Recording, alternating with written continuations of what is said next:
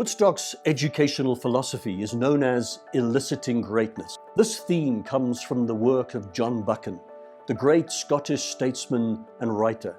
He once said, "Our task is not to put the greatness into humanity, but to elicit it, for the greatness is there already."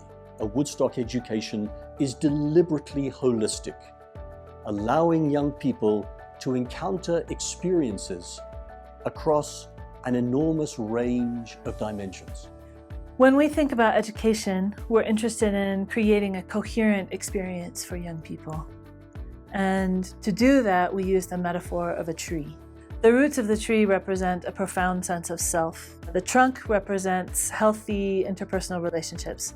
The fruit that we want to send out into the world are individuals who care about their environment, who have compassion for their neighbors and work to improve the future, and who are equipped to bring about change. And the moment we start talking about the transfer of a way of life for young people, we're talking about values, we're talking about philosophy, we're talking about combining high academic achievement with the acquisition of certain qualities of character. I chose Woodstock essentially for the philosophy. The human is at the center of the approach to education and every decision that's made. And then you see a school that is offering this opportunity to practice it.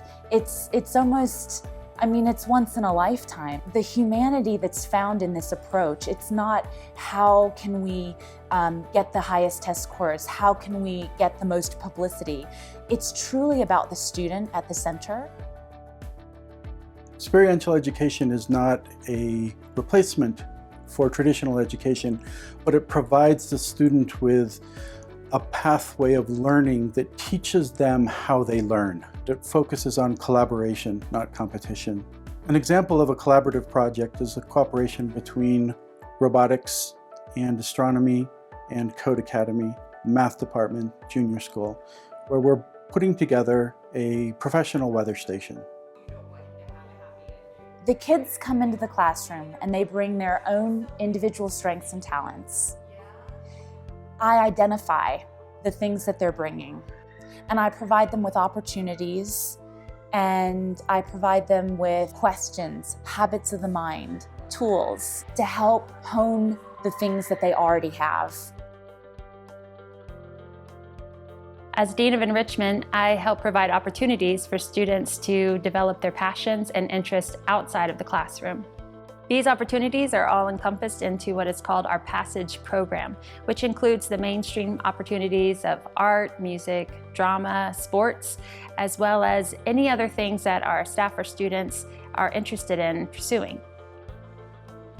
In physical education at Woodstock, we try and find what drives the kids, what motivates the kids internally instead of externally. And hopefully this inspires them not only to stay active in the classroom, but outside of the classroom as well. More than learning the facts and figures needed in a classroom environment, the Enrichment program, I believe, provides a great opportunity for students to grow in their character and to grow as a person. If I know my students are passionate about a lifetime of physical activity, then I've done my job as a teacher.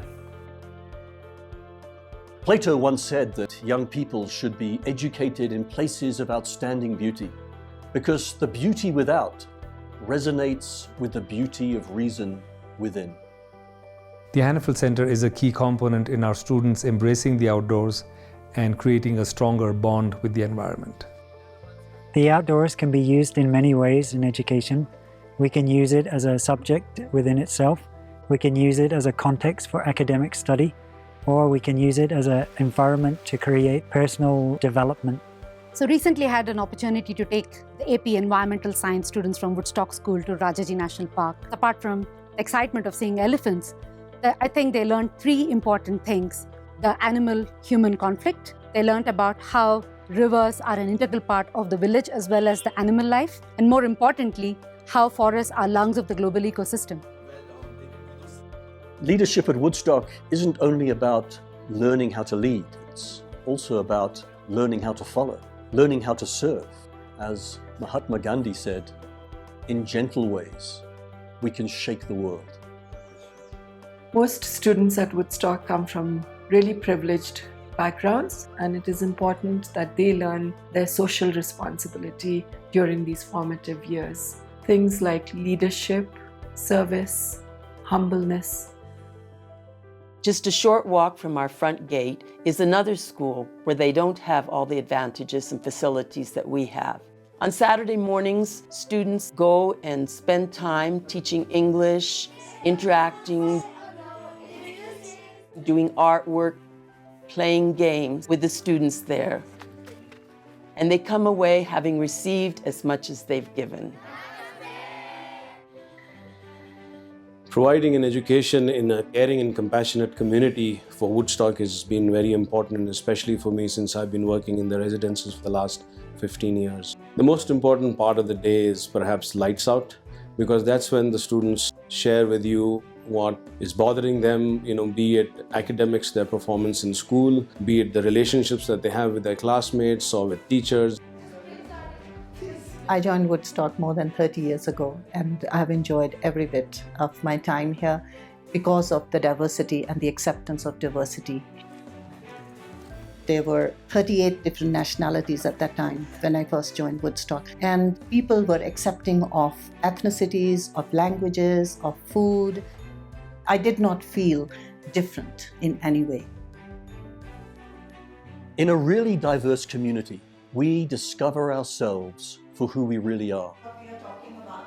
I learned from my colleagues, I learned from my students, and it really has been a beautiful journey.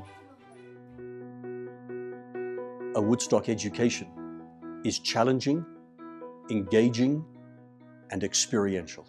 We may never know from which of a young person's many academic classes, interests, hobbies, and activities they might one day find their grand passion in life.